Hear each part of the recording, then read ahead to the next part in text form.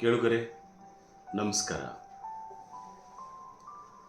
ಬದುಕು ಒಮ್ಮೊಮ್ಮೆ ಎಂಥ ಪರಿಸ್ಥಿತಿಗೆ ತಂದುಬಿಡುತ್ತೆ ಮನುಷ್ಯನಿಗೆ ಅಂದರೆ, ಬಹುಶಃ ಬುದ್ಧನಿಗೆ ಅರ್ಥ ಆದಷ್ಟು ಬದುಕು ಯಾರಿಗೂ ಅರ್ಥ ಆಗಿರಲಿಲ್ಲ ಅಂತ ಅನ್ಸುತ್ತೆ. ಹಾಗಾಗಿ ಬುದ್ಧ ಭಾಳ ದೊಡ್ಡ ನಿರ್ಲಿಪ್ತತೆಗೆ ಹೋಗಿಬಿಟ್ಟಿದ್ದ. ಬುದ್ಧ ಅತ್ಯಂತ ತಾಳ್ಮೆಯ ಸಹಕಾರ ಮೂರ್ತಿ.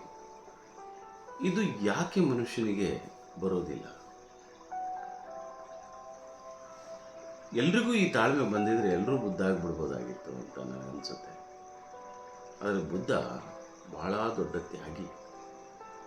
ಬದುಕನ್ನೇ ತ್ಯಾಗವನ್ನು ಮಾಡಿದ, ಸಂಸಾರವನ್ನೇ ತ್ಯಾಗ ಮಾಡಿದ, ರಾಜ್ಯವನ್ನೇ ತ್ಯಾಗ ಮಾಡಿದ, ಎಲ್ಲ ಸುಖ ಲೋಲಪಗಳನ್ನು ತ್ಯಾಗ ಮಾಡಿದ, ಜೀವದ ವಾಸನೆಯನ್ನು ತ್ಯಾಗ ಮಾಡಿದ.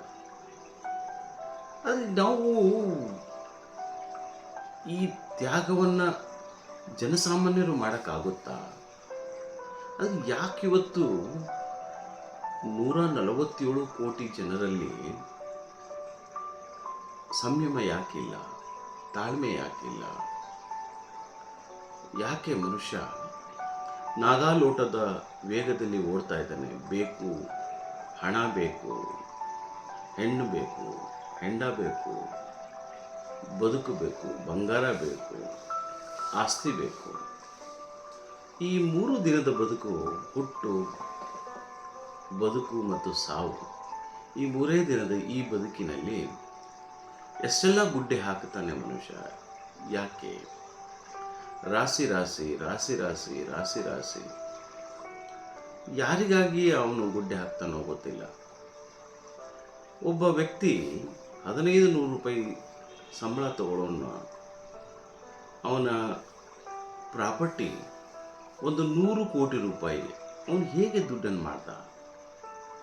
ಬಹುಶಃ ಈ ವಾಮ ಮಾರ್ಗಗಳಿದಾವಲ್ಲ, ಇವುಗಳನ್ನು ಅನುಸರಿಸಿದಾಗ ಮನುಷ್ಯ ಏನು ಬೇಕಾದರೂ ಮಾಡ್ತಾನೆ ಅಂತಕ್ಕಂಥದ್ದು. ಆದರೆ ಎಲ್ಲರಿಗೂ ಈ ಅವಕಾಶಗಳು ಇರೋದಿಲ್ವೇ? ಅದಕ್ಕೆ ಬಹುಶಃ ಎಲ್ಲರಿಗೂ ಎಲ್ಲವನ್ನು ಕೊಡೋದಿಲ್ಲ. ದೇವರು ಎಲ್ಲರಿಗೂ ಎಲ್ಲವನ್ನು ಕೊಡೋದಿಲ್ಲ.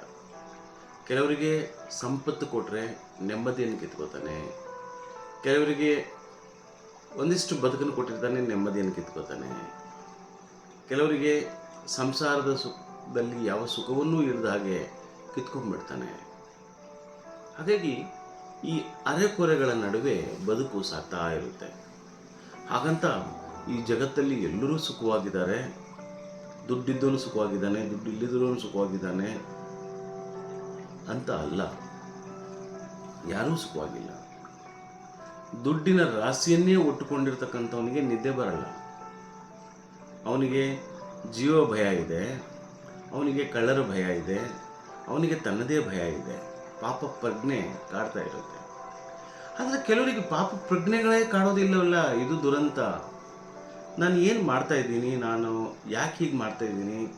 ನಾನು ಪದೇ ಪದೇ ಪದೇ ಪದೇ ಪದೇ ಪದೇ ಕೆಲವು ವಿಷಯಗಳನ್ನು, ಸಂಗತಿಗಳನ್ನು ಯಾಕೆ ಕೆದಕ್ತಾ ಇದ್ದೀನಿ? ಕೆದಕಿ ಗಾಯ ಮಾಡ್ಕೊಳ್ತಾ ಇದ್ದೀನಿ, ಹುಣ್ಣು ಮಾಡ್ಕೊಳ್ತಿದ್ದೀನಿ, ಎಲ್ಲರ ನೆಮ್ಮದಿಯನ್ನು ಯಾಕೆ ಹಾಳು ಮಾಡ್ತಿದ್ದೀನಿ ಅಂತ ಯಾಕೆ ಮನುಷ್ಯನಿಗೆ ಅರಿವಾಗೋದಿಲ್ಲ? ಬಹುಶಃ ಕೆಲವರು ಹಾಗೆ ಬದುಕಿರ್ತಾರೆ. ಅವರಿಗೆ ಮತ್ತೊಬ್ಬರ ಸುಖ ಕಂಡ್ರೆ ಆಗೋದಿಲ್ಲ, ಮತ್ತೊಬ್ಬರ ನೆಮ್ಮದಿ ಅಂದರೆ ಆಗೋದಿಲ್ಲ, ಮತ್ತೊಬ್ಬರ ಪ್ರಗತಿ ಅಂದರೆ ಆಗೋದಿಲ್ಲ, ಮತ್ತೊಬ್ಬರ ಹೆಸರು ಮಾಡೋದು ಸಹಿಸ್ಕೊಳ್ಳೋಕ್ಕಾಗೋದಿಲ್ಲ. ಯಾವಾಗಲೂ ಒಬ್ಬ ವ್ಯಕ್ತಿಯನ್ನು ನೀಚನನ್ನಾಗಿ ಮಾಡಿ, ಕೆಳಗೆ ತೋರಿಸಿ, ಅವನನ್ನು ಇನ್ನಷ್ಟು ನಿಕೃಷ್ಟನನ್ನಾಗಿ ಮಾಡ್ತಕ್ಕಂಥ ಎದೆಗಾರಿಕೆಯನ್ನು ತೋರುವ ವ್ಯಕ್ತಿಗೆ ಏನಂತ ಹೇಳಬೇಕು ಗೊತ್ತಾಗ್ತಿಲ್ಲ. ಇಂಥ ಸಾವಿರಾರು ಜನ ನಮ್ಮ ನಡುವೆ, ನಮ್ಮ ಸುತ್ತಲೂ ಬದುಕಿದ್ದಾರೆ. ಈ ಜನರಿಗೆ ಬುದ್ಧ ಯಾಕೆ ಅರ್ಥ ಆಗೋದಿಲ್ಲ? ಬಸವ ಯಾಕೆ ತಿಳಿಯೋದಿಲ್ಲ? ಅಲ್ಲಮ್ಮ ಯಾಕೆ ಅವರಿಗೆ ಅರ್ಥ ಆಗೋದಿಲ್ಲ? ಕಮ್ಮಾದೇವಿ ಯಾಕೆ ಅರ್ಥ ಆಗೋದಿಲ್ಲ? ಯಾವುದು ಹೋರಾಟ, ಯಾವುದು ಹಾರಾಟ ಅಂತಕ್ಕಂಥದ್ದು ಯಾಕೆ ಗೊತ್ತಾಗ್ತಾ ಇಲ್ಲ?